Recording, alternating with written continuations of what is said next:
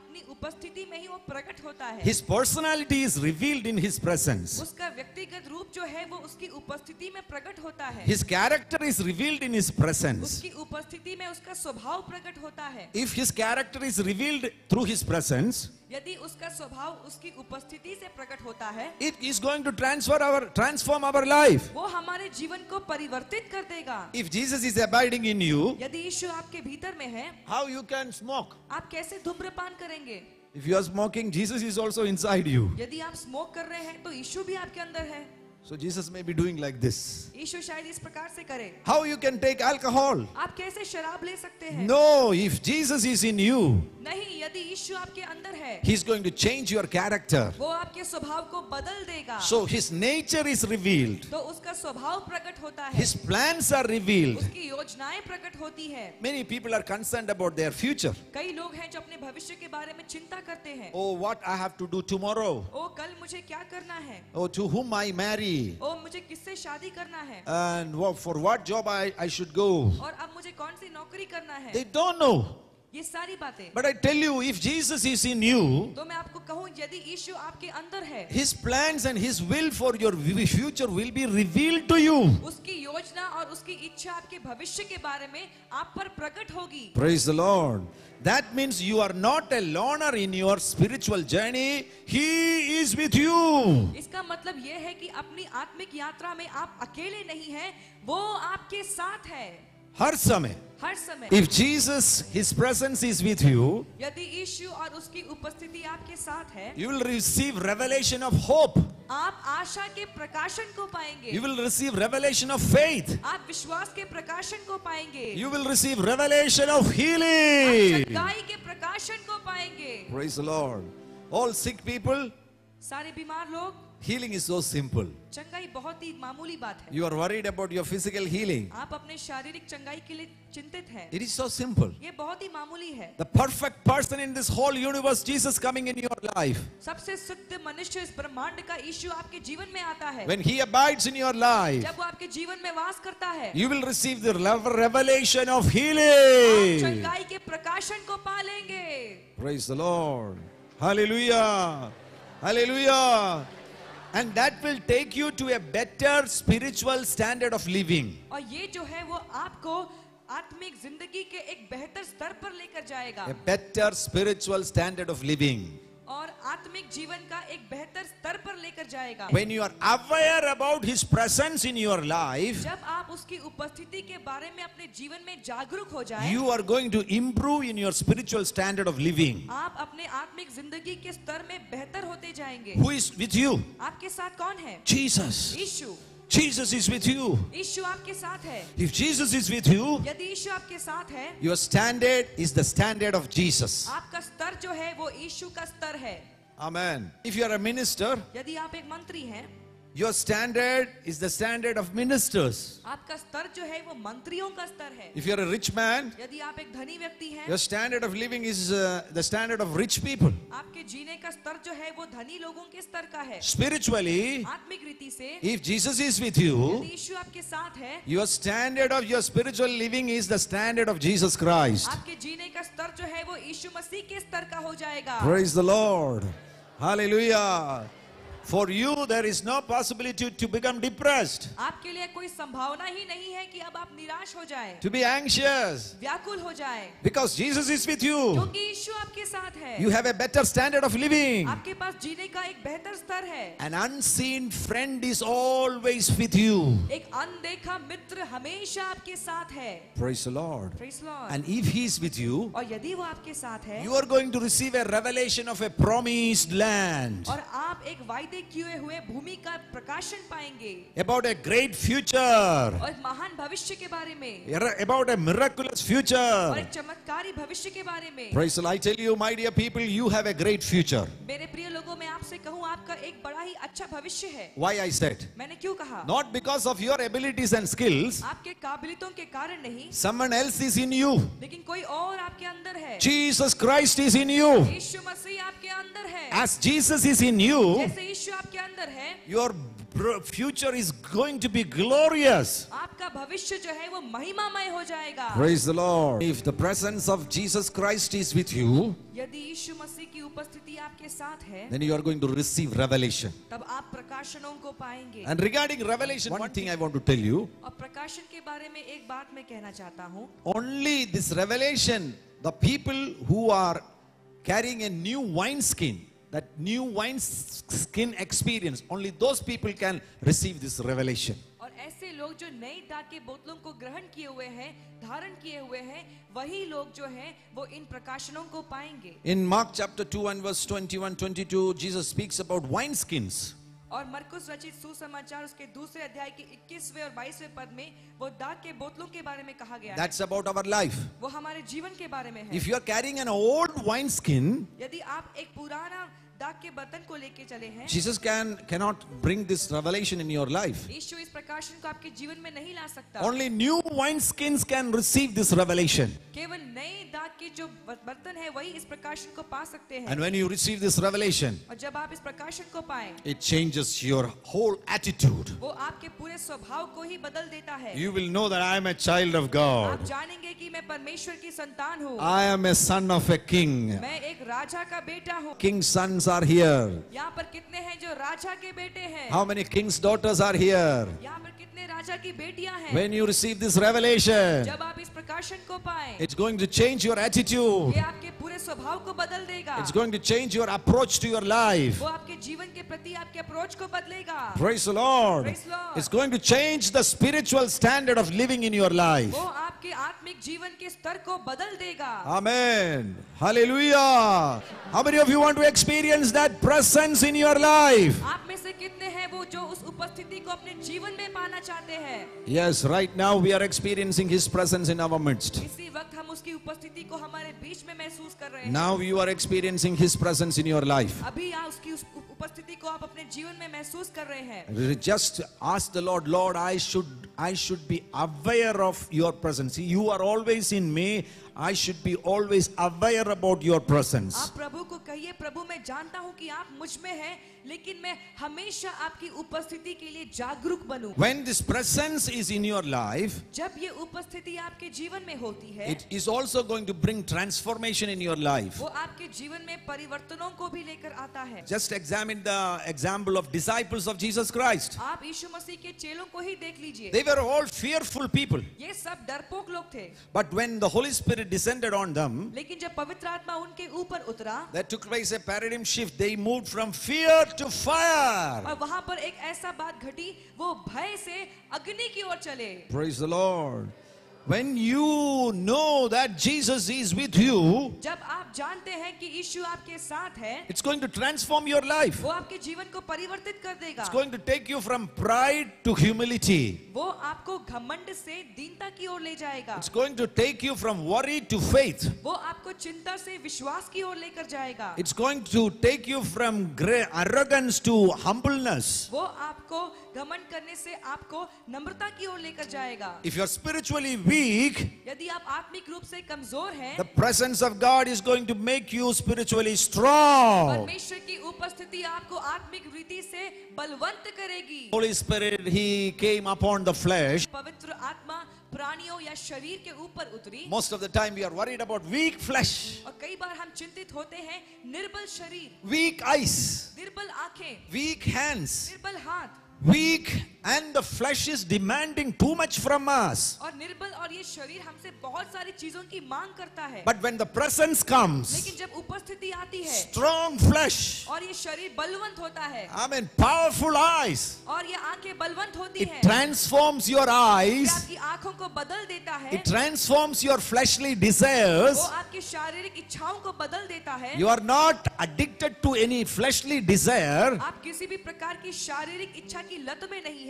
Instead of that, you are desiring more for God. उसके बजाय आप और भी परमेश्वर को चाहते हैं। Hallelujah. So such a miraculous transformation is going to take place in your life. तो ऐसे चमत्कारी रूप से परिवर्तन आपके जीवन में होगा। Another example of apostles. प्रेरितों का एक और उदाहरण, In Matthew chapter 19 and verse 27, मत्ती रचित सुसमाचार उसके 19 के 27वें वचन में, when they were walking with Jesus Christ, जब वो यीशु के साथ चल रहे थे, Peter asked Jesus, पतरस ने यीशु से पूछा, We left everything. हमने सब कुछ छोड़ दिया। You know about Peter? आप पतरस के बारे में जानते हैं? He was a very big businessman. वो बहुत ही बड़ा व्यवसायी था। If you study about that fishing business, यदि आप उसके मछली के बिजनेस के बारे में पढ़ें, we generally know that Peter was a fisherman.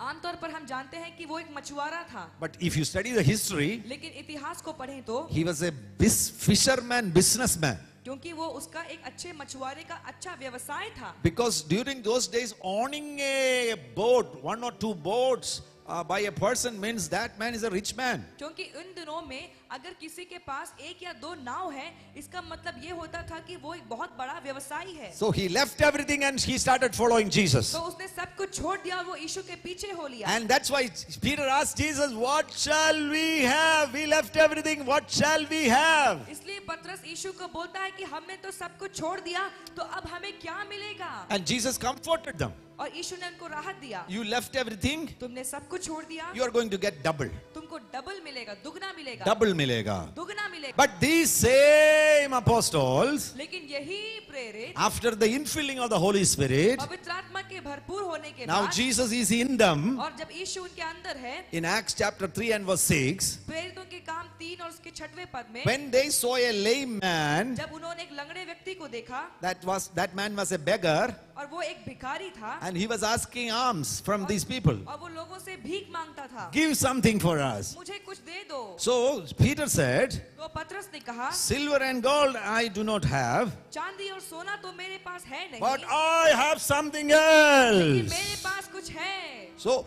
in Matthew he asked, what shall we have? मत्ती में वो पूछता है कि हमें क्या मिलेगा, And he was a receiver. और वो लेने वाला था। Give me something, give me something. मुझे कुछ दे दो, मुझे कुछ दे दो। Now in Acts chapter 3, लेकिन प्रेरितों के काम उसके 3रे अध्याय में he became a giver. वो अब देने वाला बन गया। I have something to give. मेरे पास कुछ देने के लिए I have है, something to give to lame मेरे people. पास लंगड़ों को देने के लिए कुछ है, I have something to contribute to this society. समाज को देने के लिए मेरे पास कुछ है, I have something to contribute to this church. कलीसिया को देने के लिए मेरे पास कुछ है। He became a वो giver. देने वाला बन गया। Praise the Lord. Praise the Lord. Hallelujah. Such a transformation is going to take place in your life. ऐसा ही परिवर्तन आपके जीवनों में भी होगा। Now you are sitting here to receive something. अभी आप यहाँ पर कुछ लेने के लिए बैठे हैं, Near future you are going to become a giver. निकट भविष्य में आप देने वाले बन जाएंगे। Hallelujah. When you carry the presence of God, thirdly, impartation will take place in your life. और जब आप परमेश्वर की उपस्थिति को लेकर चलते हैं, बिल्कुल आपके जीवन में स्थानांतरीकरण होगा। If you walk in His presence, यदि आप उसकी उपस्थिति में चलें, His goodness and His mercy and His gifts will be imparted on you. उसकी अच्छाई, उसकी भलाई, उसकी करुणा आपके पास होगी, His nature will be imparted on you. उसका स्वभाव आप पर स्थानांतरित होगा, His gifts will be imparted on you. उसके वरदान आप पर स्थानांतरित होंगे। I tell you, my dear people, impartation is a reality.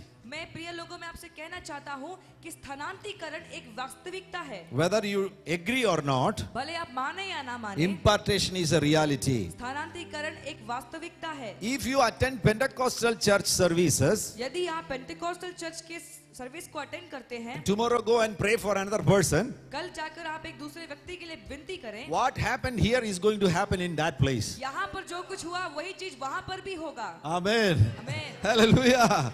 Hallelujah. That is impartation.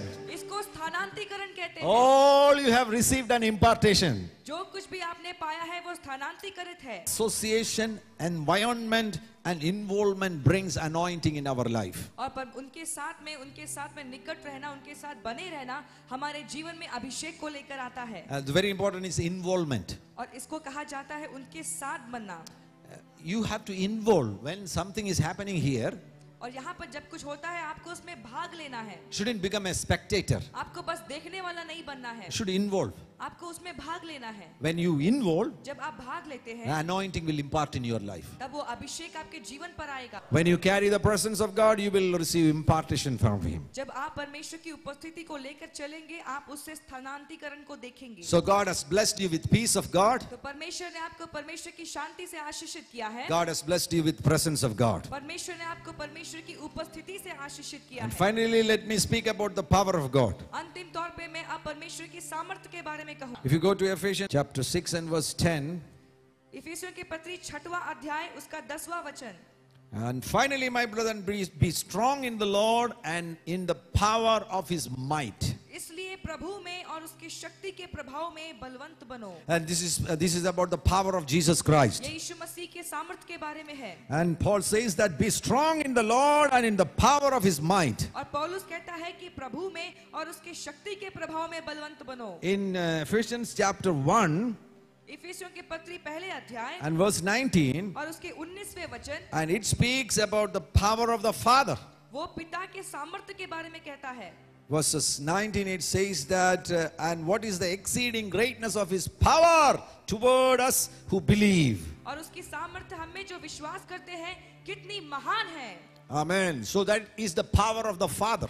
ये पिता की सामर्थ्य है। So in the kingdom there are so many options for us. राज्य में हमारे लिए बहुत सारे उपाय हैं। Power of the Father, पिता की सामर्थ, power of the Lord Jesus Christ, प्रभु यीशु मसीह की सामर्थ, and you know the power of God is Holy Spirit. और आप जानते हैं कि परमेश्वर की सामर्थ पवित्र आत्मा है। Holy Spirit is the source of power of God. पवित्र आत्मा परमेश्वर की सामर्थ का स्रोत है। Holy Spirit is the source of power of Jesus Christ. पवित्र आत्मा प्रभु यीशु मसीह की सामर्थ का स्रोत है। And this afternoon He is going to fill you with His और power. इस दिन के समय में वो आपको अपनी सामर्थ से भर देगा। When you receive that power in your life, जब आप उस सामर्थ को अपने जीवन में पाएंगे, you will become like a soldier. आप बिल्कुल एक सैनिक के जैसे बन जाएंगे। In Ephesians chapter 6 and verse 10 onwards, इफिसियों के पत्री उसके 6 के 10वें वचन में, that passage is called as whole armor passage. और उसको कहा गया है आत्मिक युद्ध के हथियार। And there we see a soldier. और वहां पर एक सैनिक को देखते हैं हम। And the soldier is fully armed. और ये सैनिक जो है वो पूरी तरह से हथियार बांधा हुआ है। He is wearing that soldier's dress. उसने एक सैनिक के वस्त्र को धारण किया हुआ And है। he also got a sword in his hand. और उसके हाथ में एक तलवार भी है। And God wants to make you like that. और परमेश्वर आपको भी वैसे बनाना चाहता है। You are a soldier for Jesus Christ. यीशु मसीह के लिए आप एक सैनिक हैं। Why God makes you as a soldier? परमेश्वर आपको सैनिक के जैसे क्यों बनाता है? To fight and defeat Satan? शैतान को लड़े और उसे हराए? No. Don't misunderstand me. नहीं, आप मुझे गलत मत समझिए। Satan is already defeated on the cross of Calvary. Calvary क्रूज पर तो शैतान पहले से ही हराया हुआ है। अभी Satan कहाँ है? Where is Satan now? अभी शैतान कहाँ है? Under your feet. पाँव के नीचे। It is not your business to defeat Satan. तो ये अब आपका काम नहीं है कि शैतान को आप हराएं। He's already defeated. वो पहले से हराया हुआ है। But why God made you a soldier? तो लेकिन परमेश्वर ने क्यों आपको अब सैनिक बनाया है? First of all, to maintain the victory. सबसे पहले जय को बनाए रखने के The लिए। victory is already took place on the cross of Calvary. Calvary क्रूज पर पहले से ही विजय हो चुका है। But still we are living on this world. लेकिन अभी भी संसार में हम जी रहे हैं। So it is our responsibility to maintain the victory. तो ये अब हमारी जिम्मेदारी है कि उस जय को हम बनाए रखें। That's why He is making you as a soldier. इसलिए वो आपको एक सैनिक बनाता है। And also while you are maintaining the victory, और जब आप इस जय को बनाए रखते हैं, when you walk around this world, जब आप इस संसार में चलेंगे फिरेंगे, and when you see, oh, Satan has built something here, और जब आप वहाँ पर देखेंगे, ओ शैतान ने यहाँ पर कुछ बना रखा है, what you are going to do? आप क्या करेंगे? You are going to demolish all those works of आप Satan. शैतान के उन सारे कामों को नाश करेंगे। You are going to destroy the works of आप Satan. शैतान के कामों को नाश करेंगे। One family is destroyed by Satan. You see, one family is attacked by Satan. आप एक परिवार को देखिए जिस पर शैतान ने आक्रमण किया है। Cancer is there. कैंसर है, Financial problem is there. आर्थिक समस्या है। Here comes a soldier of Jesus Christ. यहाँ पर यीशु मसीह का सैनिक आता है। What is his responsibility? उसकी जिम्मेदारी क्या है? To throw Satan's or to destroy the works of Satan. शैतान को फेंकना या शैतान के कामों को नाश कर देना। Praise the Lord. When you carry the power of God, जब आप परमेश्वर की सामर्थ को ले, it is going to change the nation. वो राष्ट्रों को बदल देगा। Amen. Hallelujah. This is supernatural power. ये अलौकिक सामर्थ है। And through this power you can change the nation. और इस सामर्थ से आप देशों को बदल सकते A हैं। key to receive this power is faith. इस सामर्थ को पाने की चाबी विश्वास है। Amen. Not fasting, not prayer, nothing else. उपवास, प्रार्थना या कुछ और नहीं। All is prayer and fasting, everything is needed. उपवास और प्रार्थना तो चाहिए, but the key to receive power is faith. लेकिन सामर्थ पाने की कुंजी विश्वास है। I'll give you one example मैं आपको एक उदाहरण देता from हूँ। Mark chapter 5. मरकुस रचित सुसमाचार उसके 5वें You अध्याय। know that story about a woman who was suffering out of a flow of blood for 12 years. आप एक ऐसी स्त्री के बारे में जानते हैं जिसको 12 साल से लहू बहने का बीमारी था, And when she heard about Jesus और Christ, जब उसने यीशु के बारे में सुना and she made a decision in her life, और उसने अपने जीवन में एक निर्णय लिया, if only I may touch his clothes, I shall be made well. और मैं उसके वस्त्र के छोर को छू बस लूं तो मैं चंगी हो जाऊंगी। So she started running behind Jesus तो Christ. वो यीशु के पीछे भागने लगी, And what she did, और उसने क्या किया? she came and touched the hem of his garment. उसने उसके वस्त्र के छोर को छुआ, And that was faith. और ये था विश्वास। How we know? हम कैसे जानते हैं? Because after that, Jesus started talking to this lady. क्योंकि उसके बाद यीशु उस स्त्री से बात करता है, And Jesus said, और यीशु ने कहा, lady, your faith, woman, your faith made you well. स्त्री तुम्हारे विश्वास ने तुमको चंगा किया है। Praise the Lord. It's nothing else. Your faith made you well. ये कुछ और नहीं, लेकिन तेरे विश्वास ने तुझे चंगा किया है। She had faith in Christ Jesus. मसीह यीशु में उसका विश्वास था, That's why she came and touched the hem of his garment. इसलिए वो आई और उसके वस्त्र के छोर को उसने छुआ। Here comes a very important point. यहाँ पर एक बहुत ही महत्वपूर्ण बिंदु आता है। Where is power now? सामर्थ अब कहाँ है? Where is the power? सामर्थ कहाँ है? Power कहाँ है? सामर्थ कहाँ है? On the body of Jesus Christ. यीशु के शरीर में। That's why this lady knows that if I touch his body, इसलिए स्त्री जानती है कि यदि मैं उसके शरीर को छूं, I'm going to receive power. मैं सामर्थ को पाऊंगी। The power of Christ is in his body. मसीह की सामर्थ उसके शरीर में है। If so, where is the body now? ऐसा है तो वो शरीर अब कहाँ है? What is the body now? शरीर अब क्या है? Who is the body now? शरीर अब कौन है? Do you understand? आपको समझ आ रहा है? If not, I will tell you the church of God is the body of Jesus Christ. मसीह की कलीसिया मसीह की देह है। Many people want to do independent ministry. आजकल बहुत से लोग हैं जो इंडिपेंडेंट सेवकाई करना चाहते हैं। There is no independent ministry. कोई ऐसा इंडिपेंडेंट सेवकाई नहीं है। This is Jesus Christ ये ministry. यीशु मसीह की सेवकाई है। This is Church of God ministry. परमेश्वर की कलीसिया की सेवकाई है। Power is in the church. कलीसिया में सामर्थ है। Amen. If you are an organ of the Church of God, यदि आप परमेश्वर की कलीसिया के अंग हैं, if you are a heart of the Church of God, यदि आप परमेश्वर की कलीसिया के दिल हैं, then हाथ through, हैं, then through your fingers, तो आपकी उंगलियों के द्वारा power is going to touch other people. दूसरे लोगों को सामर्थ छुएगा। If you are part of the Church of God, यदि आप परमेश्वर की कलीसिया के अंग हैं, then you are going to carry the power of तब God. आप परमेश्वर की सामर्थ को Hallelujah! And this morning we are together as a church of God in this place. और इस जगह में आज की सुबह हम सब एक साथ परमेश्वर की कलीसिया है। We are carrying the supernatural power of God. हम परमेश्वर की अलौकिक सामर्थ को लेकर आए हैं। Tomorrow you are going to your respective villages. कल आप अपने अपने गांव में जाएंगे। You are part of the church of God. आप परमेश्वर की कलीसिया के भाग हैं। So if so, through your body, you are going to release the power of God. अगर